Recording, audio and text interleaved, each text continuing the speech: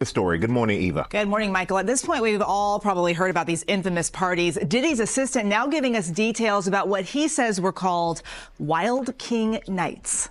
This morning, new details allegedly inside Diddy's world before his shocking arrest. The entertainment mogul now behind bars for federal sex trafficking and racketeering charges. It was a circus. He did whatever he wanted, and we were just at his disposal. Phil Pines was Diddy's senior executive assistant from 2019 to 2021. He says his then boss asked him to purchase supplies for parties dubbed Wild King Nights. We usually had a laundry list of items that included lights, alcohol, marijuana, ketamine. Diddy's empire isn't just crumbling, it's being ripped apart from the inside. His top lawyer has just walked away from his case. Leaked prison documents suggest he's been making secret moves from behind bars, and new witnesses are stepping forward with shocking confessions.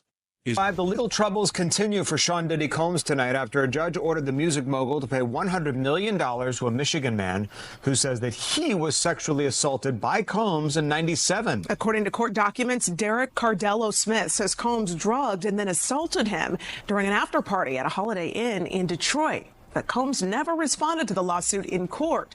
On Monday, the judge ordered him to pay $10 million each month starting in October. The victim is currently behind bars serving a 75-year prison sentence for criminal sexual conduct and kidnapping. Is this the end of Diddy's reign, or does he have one final trick left to save himself? Just months before the trial that could put him away for life, Diddy's high-profile death penalty attorney, Anthony Rico, has quit the case. The reason? Nobody knows. In a shocking legal move, Rico filed a motion to withdraw, citing undisclosed reasons protected by attorney-client privilege. That's lawyer talk for, I know something, but I legally can't say it.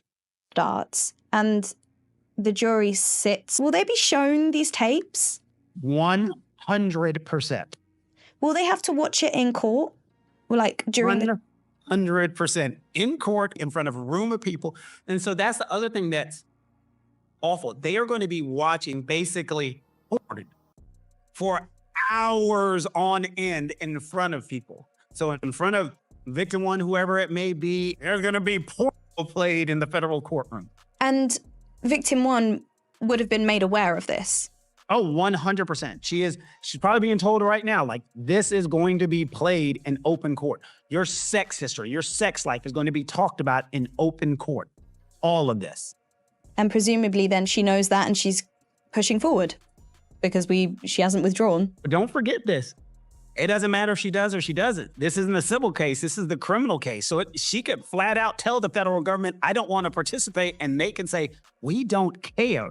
This is a crime. Crimes are against the United States, not against it. Keep calling her victim one, but don't forget, she's a witness to a crime. So it doesn't matter if she went to them in today and said, I'm not participating. Their response, we don't care. Get you on the... But the timing couldn't be worse, because at the same time, Diddy is being accused of trying to manipulate his case from inside prison.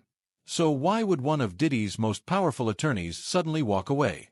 Some say it could be an internal power struggle between the lawyers. Others believe it's something much bigger. What if Rico saw evidence that made defending Diddy impossible? According to legal insiders, Rico wasn't just an attorney. He was Diddy's last hope. He specialized in handling high-stakes cases. Jail's conditions, have been described as dirty, notorious for mice, maggots, inmate violence, power outages. You spent 10 years in 11 different facilities, so you know what life is like for him right now. Take us behind the scenes. I was also at MDC Los Angeles. It's like a cookie cutter of the MDC in New York. So yeah, I do know. But he's sitting in the shoe. He's in the hole. And this guy is going through loneliness, anxiety, desperation. He's on suicide watch, and they hand out like psych meds, like they're M&Ms to these inmates to try to get them to cope with what's going on. So his entire existence is to sit in this little cell, essentially. He can shower 3 times a week. He's not getting any real visits. If his lawyer does a legal visit, they have to come upstairs into the special housing unit to see him. Now, Have you seen these reports about all these commissary items? They say that he could buy any of those. What was one of them? Steak or something? Ribeye, steak. Yeah. I mean, all kinds of nonsense. He's in the shoe, people. He's in a special housing unit. He cannot buy things off the regular commissary. Including death penalty defenses, meaning he was supposed to be the one keeping Diddy out of prison for life. But suddenly, he's out. If even his own legal team doesn't believe in his innocence anymore, what does that say about the case? Some sources speculate that a new, unreleased piece of evidence might have made Rico back away. Prosecutors have already uncovered damning recordings, surveillance footage, and witness testimonies. But what if there's something even worse that the public doesn't know about yet? Diddy isn't just fighting in the courtroom, he's fighting for control inside MDC, Metropolitan Detention Center, where sources claim he's already in survival mode. Reports suggest that he's been caught violating jail policies by attempting to communicate with female inmates through a peephole. But that's not all. According to leaked prison records, Diddy has been... They just don't get along. The communication is poor. They don't agree on defense strategy. We conflict with one of the other lawyers. Obviously, seems like Agnifilo is the lead on this case, although Rico was certainly his 1B. And I know, obviously, there's other lawyers on the case. Obviously, a lot of the victims are female. They're going to want female lawyers on the defense team, especially during some of the aggressive cross-examination. That tends to be the conventional wisdom when you're dealing with victims who are alleged victims of sexual assault or abuse. And then it could be a conflict with one of the victims themselves. Maybe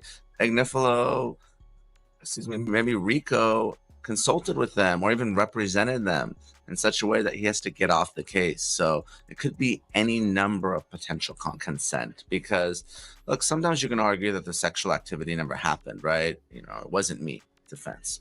But this is not your typical sexual assault case. There are a lot of people there, right? There are people that are arranging the sex workers. There are people that are setting up lights and cameras, booking hotel rooms. Obviously, Diddy has a large entourage. So there's a lot of witnesses there, and a lot of this was allegedly recorded. So I think it's going to be very difficult to argue that it wasn't me. So you're going to have to argue that it was consensual. And we've talked about the line that separates sex trafficking from consensual sex. It's that force, fraud, or coercion. So I fully expect the defense to be, this was all consensual. These are all people who are trying to shake Diddy down for money. This is all extortion. That's why they're pursuing these claims. They're just piling on. But really, this is regret, not rape. And I think that's the defense strategy in this case. Sean Combs asked the judge in his federal case to throw out one of the charges. He says he's being targeted because he's a black man and the charge is rooted in racism. I look at Combs' argument and his chances of success. Welcome to Crime Fix. I'm Anjanette Levy. Sean Diddy Combs wants one of the counts in his federal superseding indictment thrown out. Combs argues he's basically being singled out by federal prosecutors because of his race and his success in business. Caught making unauthorized three-way calls, possibly to influence key witnesses or orchestrate a defense from behind bars. These allegations, if proven, could lead to new criminal charges for witness tampering and obstruction of justice. And there's a new, terrifying reality waiting for him. Inmates inside MDC are counting down the days until he's transferred to the general population. If that happens, his life behind bars will be a nightmare. High-profile figures accused of crimes against women do not last long in prison, and Diddy knows that. That's why some believe he's pulling every move possible to get out. Just when Diddy thought things couldn't get worse, his former executive assistant, Philip Pines, has come forward with shocking details. Pines alleges that Diddy forced him to participate in disturbing activities to prove his loyalty, and that he was constantly surrounded by fear, control, and illegal behavior. These allegations match up perfectly with what prosecutors have outlined in court. So could this be the final nail in the coffin? But Pines isn't the only one talking. Diddy's former chief of staff, Christina Kurum, has also been rumored to be cooperating with authorities.